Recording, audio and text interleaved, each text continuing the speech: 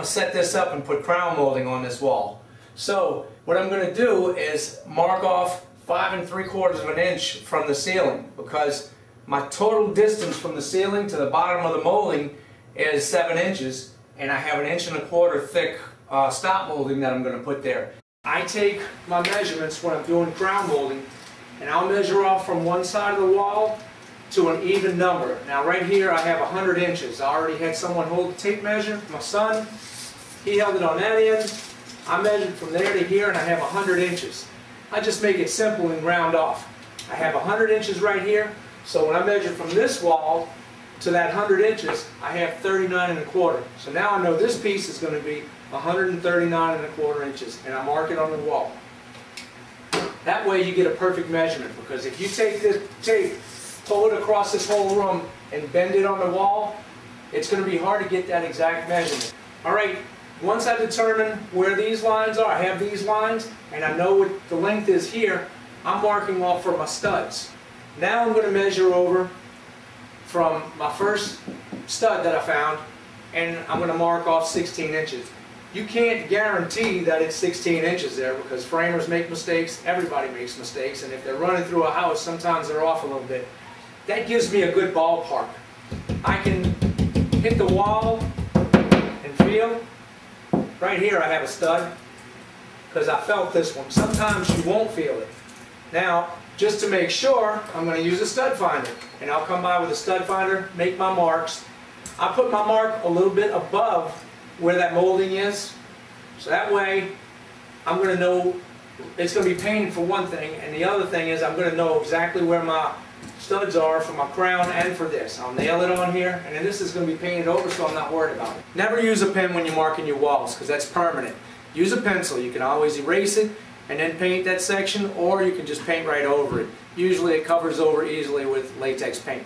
Now, I always use the Striker pencil by Striker Hand Tools. This is a great little pencil because I always have lead. I click the button and I've got lead. I have refills for it, so I keep this with me everywhere I go.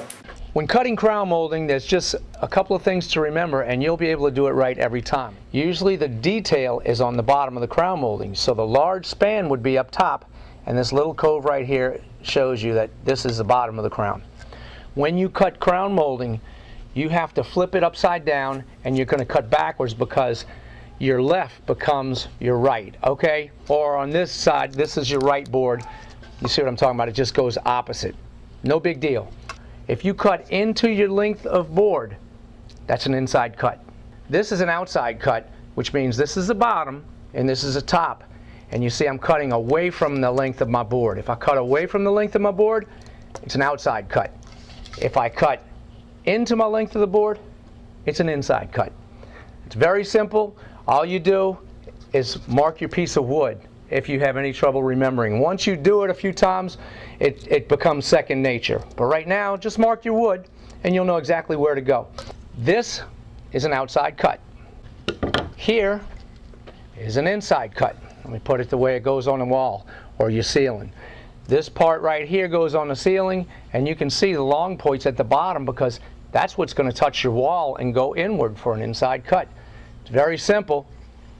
Now I want you to take a look at the saw, because we're going to set the saw up and I'm going to show you how to make sure you lay the crown molding on this fence properly on your saw. Okay, pay attention carefully, and I'm going to show you how to make this real easy. This is a crown stop. Crown stops will slide back and forth, and you can take it once your piece is set in place and you lock it down, and that's going to keep every board exactly in the same spot. So when you make your cuts, every cut's going to be the same. Now, before you lock this down, just make sure you have this perfect against this wall. If this sits up a little bit like this or down the other way, you're going to have a bad cut. So you want to make sure this is perfectly flat against the back fence. You set it in place and you lock it down. Okay? Now, if you don't have crown stops, I'm going to show you another easy way to make your cuts and keep them precise. Put a piece of tape on your base right here and on the other side. Don't put it in the middle, because if you swivel this, it's going to get torn. The tape's going to hang on there. So if you put a piece of tape right here, you take your crown making sure it's perfectly flush on there, you take a sharp pencil and mark your line on both sides. Now, once you mark that line, you've got it there for your next piece. You take your next piece, as long as it's set on that line, you're going to have a perfect cut. It's very simple. Another thing that's going to really help you is you can put a piece of tape on this base part right here and just write top on it. That way, you know the top of this crown should match up with the base right here that says top. Okay, as long as you have this, the top part of here on here matching this, you know you're right. If you put it up like this is the bottom part of the crown, and it's not matching up. It's easy. Before we start cutting, we want to make sure that this saw is calibrated. Just remember one thing, please work safe when you're working around power equipment. Always unplug your saw before touching your blade and wear safety goggles.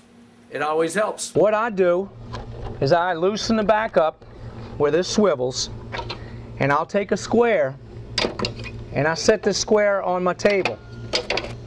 Once I set it on my table, I will line up my saw to make sure that it is perfectly straight at a 90-degree angle.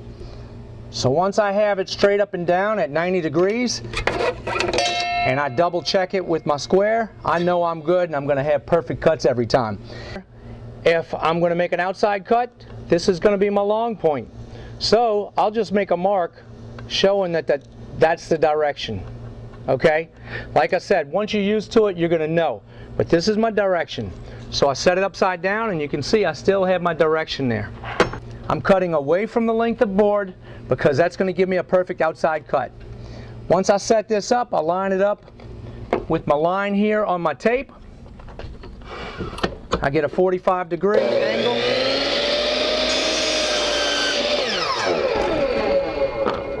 And that's my cut. Now I'm going to show you how we match it up. All I'm doing is making a right and left-handed cut so they match together. I'll put my lines together.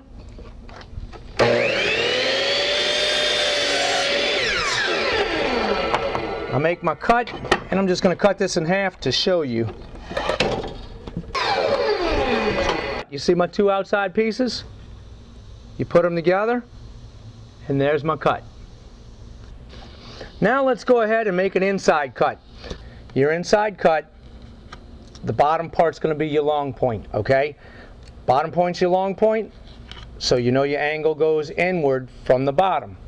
Okay, we're cutting into the length of wood, so that means it's an inside cut. What I do, flip it upside down just like I did earlier. I'm cutting this way into the length of wood because I'm going with the inside cut. I set this on my line, and I know I'm exact, right on my line.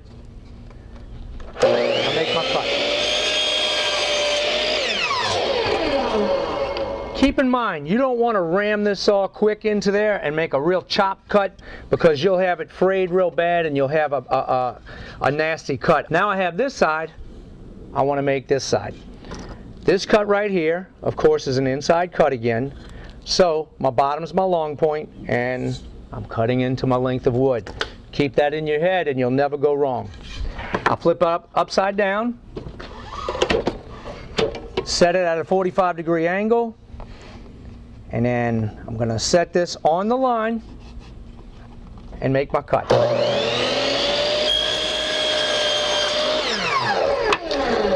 Now, I'm going to take this and cut it in half just to show you how these match. This is the way it's going to go on the ceiling, and that is my inside cut. I'm going to have another episode showing exactly how to cut crown with coping and a few more details.